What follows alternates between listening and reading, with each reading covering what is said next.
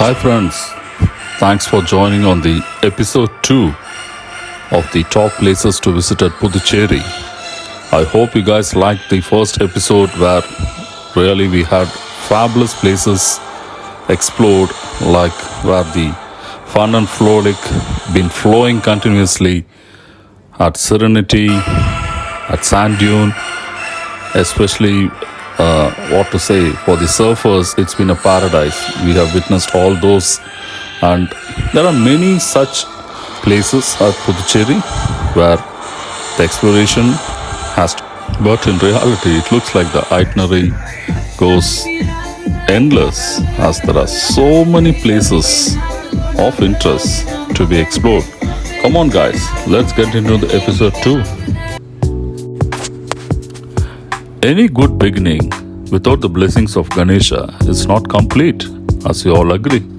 Yes, of course, guys, it is Manakula Vinayagar temple. It is a Ganesha temple in the Union Territory of Puducherry. Dedicated to the god Ganesha, it's a popular pilgrimage site and tourist destination in Puducherry. The temple is of considerable antiquity and predates French occupation of the territory during the tenure of two plagues. There were attempts to destroy the temple, but it was spared owing to the strong protest from the Hindu population and the threat of British and Maratha invasions of the territory. The Manakula Vinayagar temple in Puducherry is a grand and beautiful temple dedicated to the Hindu lord Ganesha. Puducherry might be a place full of churches, but Manakula Vinayagar temple is highly coveted among Hindu devotees and tourists traveling from all parts of the country. Being more than 500 years old, it has an illustrious history and is one of the oldest temples in the region. The temple derives its name from two Tamil words, Manal meaning sand and Kulam meaning pond near the sea. The temple was known by the name Manal Kulathu Vinayagar earlier. A number of festivals and celebrations are conducted at the temple all throughout the year. Yet, Brahmostavam, a 24-day long festival, is the most important one. While we have not heard of a night shrine for Vinayagar in any temple, there is one in Manakula Vinayagar temple. He stays here with his consorts. The idol taken to the shrine called Pallirai will have the feet part alone on the well. The stage Pedum set for the god is in a well which many may not know. This may be a well or even a tank. A 6-inch radius pit runs on the left side of the Pedum, the depth of which could not be measured, and it's always full. The temple, although also has a golden chariot, was made purely on the basis of collections of donations from the devotees. The total weight of the gold used in this chariot is 7.5 kg with the estimate of around 35 lakhs. It would be inappropriate if we are not going to talk about the French colony. Yes, Pondy is of course a French territory. As every one of you know, it is a French colony. So come on, let's explore it. The residents, Indians and non-Indians, originally in Pondicherry are French citizens. The streets have retained their French names. The resident speaks French. There are restaurants and cafes serving French food with menus in French language. The villas in French architecture styles prevail. It's all about elegance, grandeur, and attention to detail. Take classicism, for example. French architecture draws a lot from ancient Greece and Rome, with its columns, pediments, and symmetrical designs. And let's not forget about the ornate decorations, all those intricate carvings and moldings. Also, why did the French colonize Pondicherry? The history is the French, who had trading centers in North Mahe and Madras, were invited to open a trading center in Puducherry by the new ruler of Ginji to compete with the Dutch. Also, the French colony is always flooded with photographers and video shoots by the influencers. Pre-wedding shoots are a regular routine there.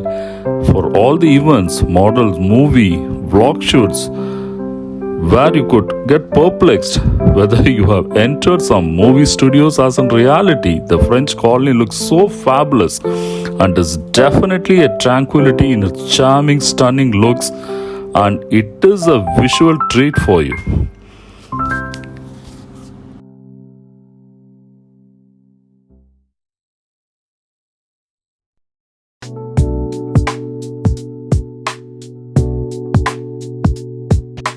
Like Araval, the other symbol of Puducherry is, of course, Aurobindo Ashram. The ashram is extremely peaceful and calm, and that is located in the French quarters of Pondicherry. The ashram has a beautiful display of unique and exotic flowers, and even 10 minutes in this place can really help you quiet your mind and find peace, friends. Experience it. The Sri Aurobindo Ashram, located in Puducherry in the Indian territory of Puducherry. The ashram grew out of small community of disciples who had gathered around Sri Aurobindo after he retired from politics and settled in Pondicherry in 1910. On November 24, 1926, after a major spiritual realization, Sri Aurobindo withdrew from public view in order to continue his spiritual work.